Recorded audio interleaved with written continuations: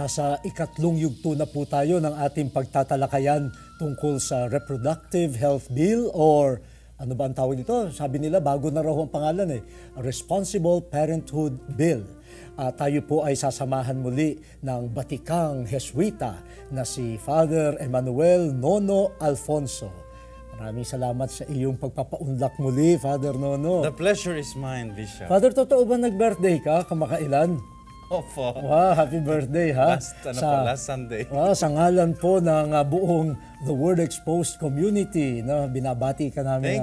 Thank you, Bishop. Biruin mo kung ikaw pala kung sakali na noon ay ang iyong mga magulang ay humadlang. Walang isang nono no sa mundong ito, ha? Opo, at yan din ang sinabi ni Manny Pacquiao, di ba? Yan yung kanyang message dun sa sa rally natin sa Luneta kamakailan to stand up for life. Sabi ni Manny Pacquiao, kung hindi raw, 'di ba, kung gumamit daw ng kung ano man ang kanyang mga magulang, wala sana tayong pakman, nga.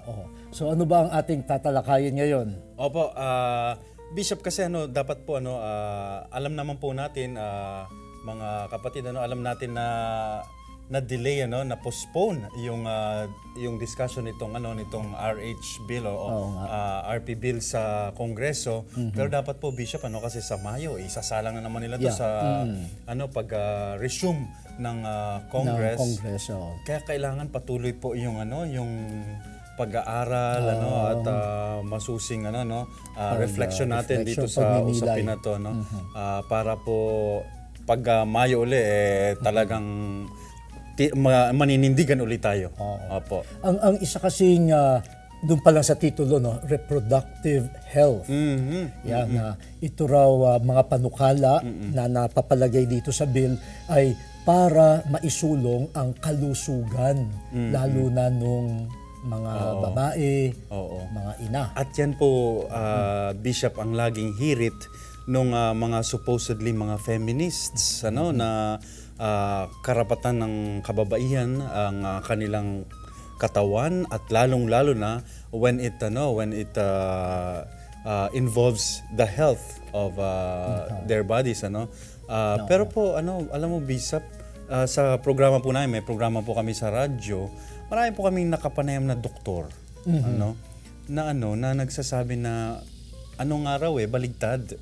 Marami raw mga nagpapatotoo na mga gumagamit itong mga artificial, lalo na yung mga pills, na medyo nagkaroon ng mga pagbabago ang kanilang katawan. Yun po yung pinaka kumbaga hindi pa nga delikado. Nagkaroon ng mga pagbabago yung katawan, yung iba sinasabi na tinubuan ng mga taghiyawat, di ba, yung mga ganun. Pero ang pinaka po nito, ang pinaka kumbaga maximum ay sukdulan. Sukdulan. May mga iba raw nag-develop ng cancer, so hindi po tayo nananakot, Bishop, pero ito po nanggaling sa mga babaeng na interview namin, sa karanasan nila at sa mga doktor din. At even, I think, Bishop, even yung World Health Organization, na rin, sinasabi rin ito.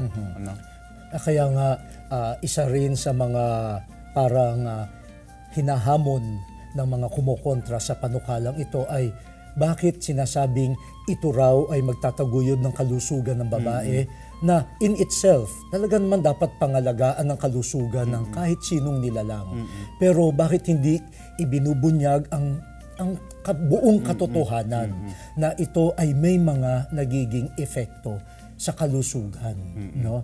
Tapos may nabanggit ka na yung pananaw na ako ang nagmamay-ari ng katawan ko. Sige nga, Bishop, how would you respond to that? Ito ay isang nagiging pananaw na hindi lamang ginagamit sa katawan. Ginagamit din yan sa pati sa kalikasan. Kaya nga ibinabalik ng simbahan yung spirituality ng stewardship. Hindi tayo nagmamay-ari Tayo ay mga katiwala. At kapag ang mentalidad natin ay may-ari ako, talagang kung ano ang gusto kong gawin, magagawa ko. Kung ako nagmamay-ari nitong polo na ito, kung gusto kong gutay-gutayin ito, kung gusto ko itong ipamigay, kung ano, ay pag-aari ko Pero kung ako'y katiwala, ang isang katangian, mapagkakatiwalaan ako. At aalagaan ko para aking maibalik ito doon sa tunay na nagmamay-ari.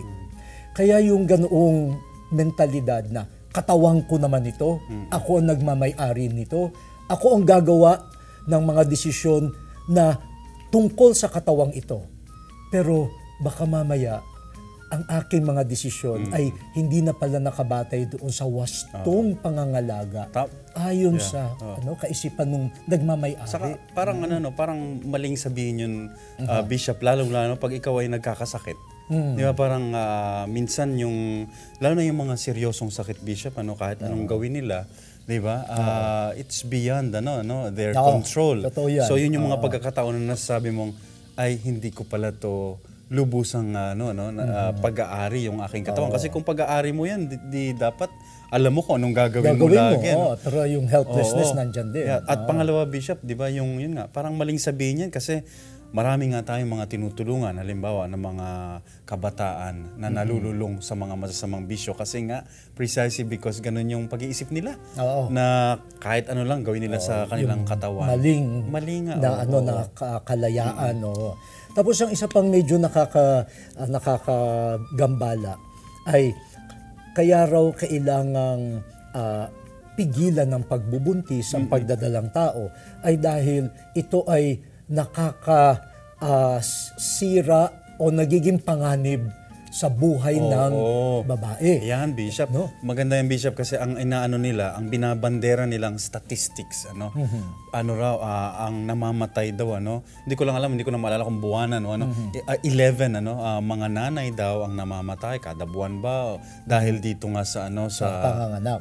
Ano pong masasabi niyo dyan, Bishop? Ito malimit ko naririnig, bata pa ako, na ang bawat babae na nagdadalang tao at manganganak, talagang sa bahagi niya na yung risk.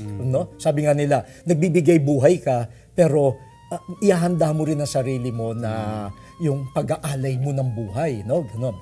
Pero kung titingnan mo, una, ang pagbubuntis at ang panganganak, hindi naman yan sakit na parang nakakaperwisyo sa babae at sa Kung merong mga namamatay dahil sa panganganak, siguro ang may problema hindi yung pagbubuntis kundi kamusta ba yung prenatal care?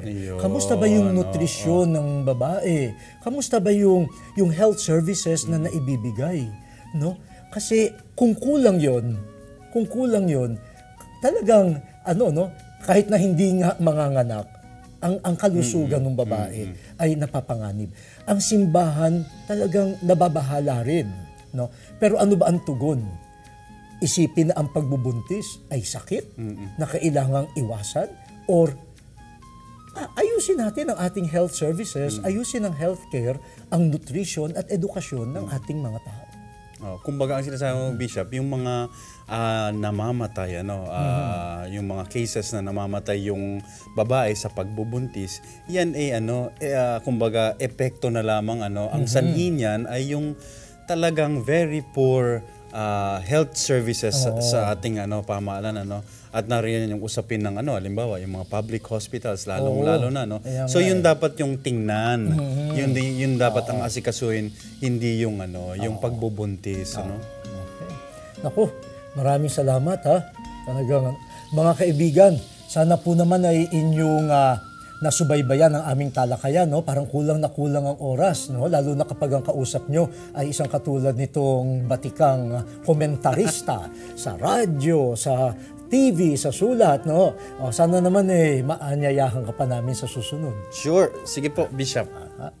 At mga kaibigan, imbitahan po ninyo ang inyo pang mga kapamilya, mga kaibigan para po subaybayan ang talakayan natin dito sa The Word Exposed tungkol sa Reproductive Health Bill o yung tinatawag ngayong Responsible Parenthood Bill.